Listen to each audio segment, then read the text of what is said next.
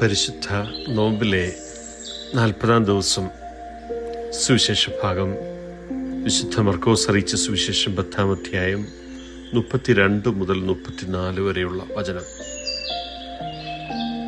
ഈശോ ജെറുസലേമിലേക്കുള്ള വഴിയാത്രയിലാണ്. ഈ യാത്രയിൽ ശിഷ്യന്മാർ വിസ്മയിക്കുകയും ഭയപ്പെടുകയും ചെയ്യുന്നു എന്ന് സുവിശേഷം സാക്ഷ്യപ്പെടുത്തുന്നു. ശിഷ്യന്മാർക്ക് മുൻപായി നടക്കുന്ന ഈശോയ്ക്ക് തന്നെ കാത്തിരിക്കുന്നത് വിശ്വാസവഞ്ചനയും തിരസ്കരണവും അപമാനവും പീഡാസഹനവും മരണവുമാണെന്ന് അറിവുണ്ടായിട്ടും ഈ യാത്രയിൽ അവൻ മുൻപിൽ തന്നെ നടക്കുകയാണ്. അവൻ പിന്തിരിയുന്നില്ല. തൻ്റെ പിതാവിലുള്ള പൂർണ്ണ വിശ്വാസത്തോടെയും ധൈര്യത്തോടെയും ഈശോ മുന്നോട്ട് യാത്ര ചെയ്യുന്നു. ശിഷ്യന്മാർ ഭയപ്പെടുന്നു.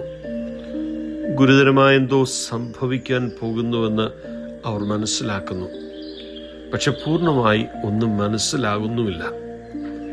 അപ്പോൾ ഈശോ വരാനിരിക്കുന്നു തൻ്റെ പീഡാനുഭവത്തെപ്പറ്റി 3-ാം പ്രാവശ്യവും ശിഷ്യന്മാരോട് തുറന്ന് പറയുകയാണ്.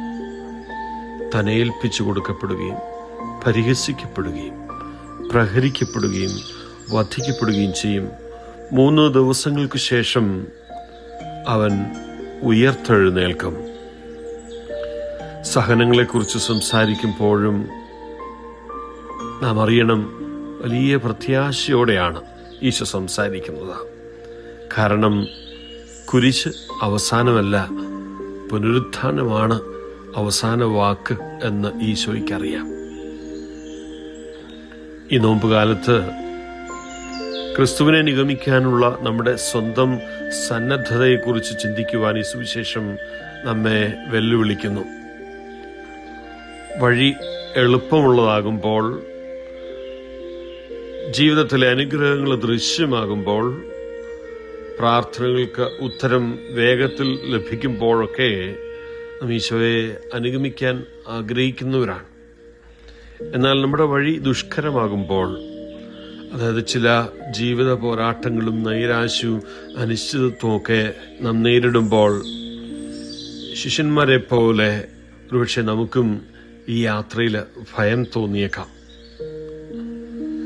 ജീവനിലേക്കുള്ള വഴി എല്ലായ്പ്പോഴും കുരിശിലൂടെ കടന്നു പോകുന്നുവെന്ന് ഈശോ നമ്മെ ഓർമ്മിപ്പിക്കുന്നു. സ്നേഹം ത്യാഗം ആവശ്യപ്പെടുന്നു. വിശ്വാസത്തിന് ശരണപ്പെടൽ ആവശ്യമാണ്. വളർച്ച പലപ്പോഴും ബുദ്ധിമുട്ടുകളിലൂടെയാണ് വരുന്നത്. എന്നിരുന്നാലും ഈ പാതയിലൂടെ മാത്രം നടക്കാൻ ഈശോ നമ്മോട് ആവശ്യപ്പെടുന്നില്ല. അവിടുത്തോട് ഐക്യപ്പെടുമ്പോൾ കഷ്ടപ്പാടുകൾ ഒരിക്കലും അർത്ഥശൂന്യമല്ലെന്ന് അവൻ നമുക്ക് കാണിച്ചു തരുന്നു. ചിലപ്പോൾ നാം ആരും അറിയാത്ത സഹനങ്ങൾ, കുരിശുകൾ വഹിക്കുന്നുണ്ട്.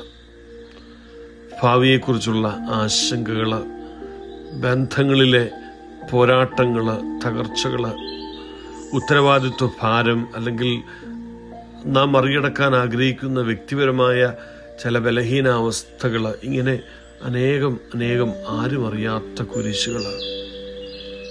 കുരിശുകളിൽ നിന്ന് ഓടിപ്പോകരുതെന്നും ക്രിസ്തുവിനോടൊപ്പം അവ വഹിക്കണമെന്നും ഈ നോമ്പുകാലം നമ്മെ ഓർമ്മിപ്പിക്കുന്നു. നാം അവനിൽ ശരണപ്പെടുമ്പോൾ നമ്മുടെ കുരിശുകൾ, സഹനങ്ങൾ പരിവർത്തനത്തിൻ്റെ ഇടമായി മാറുന്നു എന്നുള്ളതാണ്. ഇവിടെ ശിഷ്യന്മാർ ഭയക്കുമ്പോഴും ഈശോ അവർക്ക് മുൻപിലായി നടക്കുന്നു. നമ്മോടുള്ള വലിയ സ്നേഹം നിമിത്തം ഈശോ ധൈര്യത്തോടെ നമ്മുടെ മുൻപിലുണ്ട്. നമുക്ക് പ്രത്യാശയും പുതിയ ജീവനും സംലഭ്യമാക്കാൻ അവൻ കുരിശിനെ ആശ്ലേഷിച്ചു. നാം അവനോട് ചേർന്നു നിൽക്കുമ്പോൾ നമ്മുടെ ജീവിതത്തിൻ്റെ പരീക്ഷണങ്ങൾ പോലും കൃപയിലേക്കുള്ള വഴിയായി, പാതയായി മാറും. നോമ്പുകാല യാത്ര തുടരുമ്പോൾ ഈശോയെ കൂടുതൽ വിശ്വസ്തയോടെ അടുത്തനുഗമിക്കുവാനുള്ള ധൈര്യത്തിനായി, കൃപയ്ക്കായി നമുക്ക് അപേക്ഷിച്ച് പ്രാർത്ഥിക്കാം.